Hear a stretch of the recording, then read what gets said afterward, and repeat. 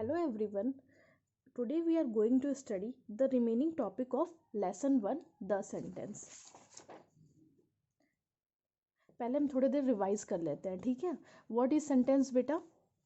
Sentence is a group of words that make complete sense. Sentence is a group of words that make complete sense.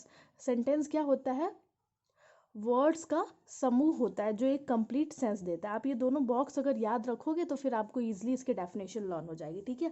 आज हम पढ़ेंगे kind of sentences. Kind of sentences कितने kind के होते हैं, मतलब कितने टाइप्स के होते हैं? 4 टाइप्स के होते हैं. फर्स्ट वन इज असर्टिव, इसको डिक्लेरेटिव सेंटेंस भी कहते हैं. Second one is interrogative sentences. Third one is imperative sentences and the fourth and last one is exclamatory sentences. कितने टाइप के होते हैं बेटा? फिर से एक बार काउंट करो. फोर टाइप के होता है. फर्स्ट वन इज असर्टिव या declarative, second one is interrogative, third one is imperative and the fourth and last one is exclamatory sentences. Assertive sentence को स्वीकारात्मक वाक्य भी कहते हैं हिंदी में. इंट्रोगेटिव सेंटेंस को प्रश्नवाचक वाक्य कहते हैं. इम्परेटिव सेंटेंस को आज्ञासूचक वाक्य कहते हैं. एक्सक्लेमेटरी सेंटेंस को विस्मयादि बोधक वाक्य कहते हैं, ठीक है. तो चलो स्टार्ट करते हैं कि असर्टिव सेंटेंस किसे कहते हैं. देखो, an assertive sentences expresses a statement to tell a fact. assertive sentence में हमें पहले क्या इंफॉर्मेशन दी हुई है कि इसमें क्या दिया होता है? स्टेटमेंट दिया होता है. स्टेटमेंट दिया होता है टू टेल अ फैक्ट, मतलब किसी के बारे में स्टेटमेंट दी गई होती है ताकि हम उसके बारे में वो फैक्ट जान सके, ठीक है. Statement to tell a fact, to tell a fact. पहली कंडीशन तो ये हो गई इसको पहचानने की. सेकंड कंडीशन देखते हैं क्या दी हुई है. A statement always ends with a full stop. और ये स्टेटमेंट जो होती है उसके लास्ट में हमेशा क्या होता है? फुल स्टॉप होता है. क्या होता है बच्चों? फुल स्टॉप होता है. फुल स्टॉप होता है, ठीक है. देखो, दो कंडीशन है इसकी. Statement to tell a fact, क्या बताता है ये स्टेटमेंट? एक लाइन बोल देगा, किसी के बारे में बताता है, ठीक है, फैक्ट बताता है. और सेकंड क्या है कि इसके लास्ट में फुल स्टॉप यूज करते हैं. जैसे एग्जांपल देखो, आप एग्जांपल देखो. There was a diary on a desk. There was a diary on a desk means जो डायरी है वो कहाँ पे रखी हुई है? डेस्क पे रखी हुई है. मतलब एक स्टेटमेंट दे दिया, सीधी सीधी बात उसने बोल दी और हमें उस पूरी बात समझ भी आ रही है, ठीक है. एक स्टेटमेंट दे दिया और उसमें पूरी इंफॉर्मेशन है, कंप्लीट सेंस भी दे रहा है और लास्ट में देखो क्या है? फुल स्टॉप है. तो ये किस में आ जाएंगे? असर्टिव या डिक्लेरेटिव सेंटेंस में. समझ में आ गया.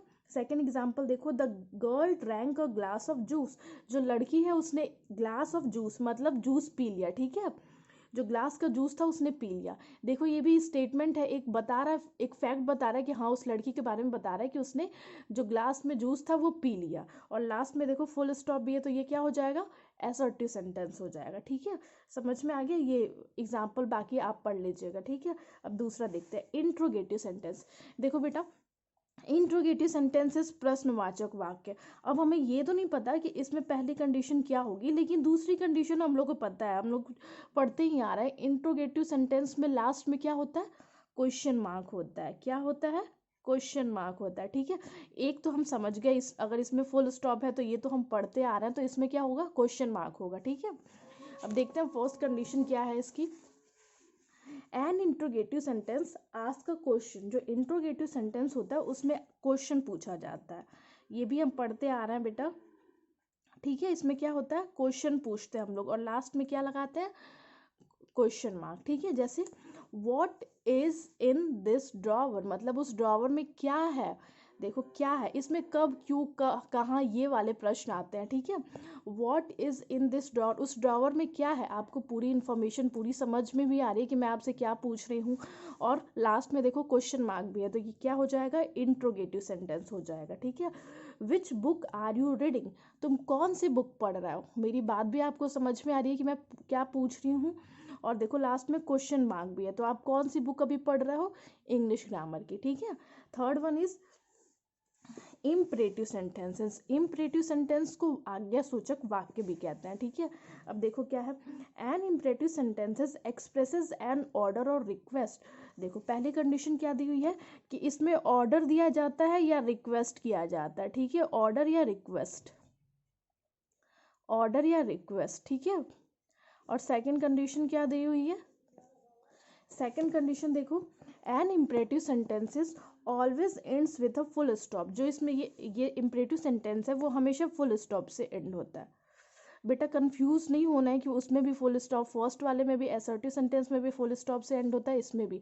तो बेटा इसमें रिक्वेस्ट या ऑर्डर किया जाता है, ठीक है, और उसमें क्या होता है कि स्टेटमेंट दी जाती है, सीधा सीधा बात कहा जाता है, ठीक है। जैसे एग्जाम्पल देखो, अब ये समझ में आएगा आपको। लिफ्ट द बॉक्स, मतलब मैं आपको ऑर्डर दे रही हूँ, लिफ्ट द बॉक्स मीन्स उस बॉक्स को उठाओ। जैसे मैं बोलती हूँ ना कि बेटा आप बुक उठाइए, वैसे ही try to do better, try to do better मतलब कुछ अच्छा करने की कोशिश करो, ठीक है। ये मैं आपसे कह रही हूँ ना कि कुछ अच्छा करने की कोशिश करो, रिक्वेस्ट ही कर रही हूँ कि कुछ अच्छा करने की कोशिश करो, try to do better. Open your book at page 7, open your book at page 7। मैं आप लोग से कहती हूँ ना कि बेटा अपना पेज नंबर ये निकालो, बुक का पेज नंबर ये निकालो, तो मैं आपको क्या करती हूँ, ऑर्डर देती हूँ, ठीक है। तो जो भी टीचर आपसे कहती हैं वो क्या होता है, वो मेनली क्या होता है, इम्परेटिव सेंटेंस में होता है, मीन्स आज्ञा सूचक ऑर्डर या रिक्वेस्ट हम करते हैं आपसे, ठीक है। Last one is exclamatory sentences, last one is exclamatory sentences. इसको क्या कहते हैं, विस्मयादि बोधक वाक्य, ठीक है। देखो इसमें क्या दिया हुआ है, an exclamatory sentence expresses a strong feeling. क्या होता है, ये स्ट्रॉन्ग फीलिंग शो करता है, ठीक है, strong feeling, strong feeling show करता है, ठीक है।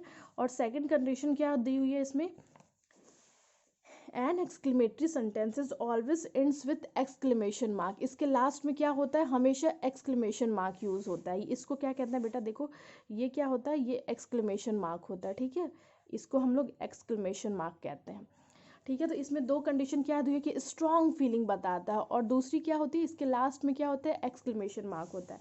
जैसे वॉट अ डिलीशियस मील, मतलब कितना स्वादिष्ट मील है। जैसे आप मम्मा अच्छा खाना बनाते हैं तो हम लोग बोलते हैं ना कि एकदम अंदर से फीलिंग आती है कि वाह कितना अच्छा खाना बनाया माँ ने।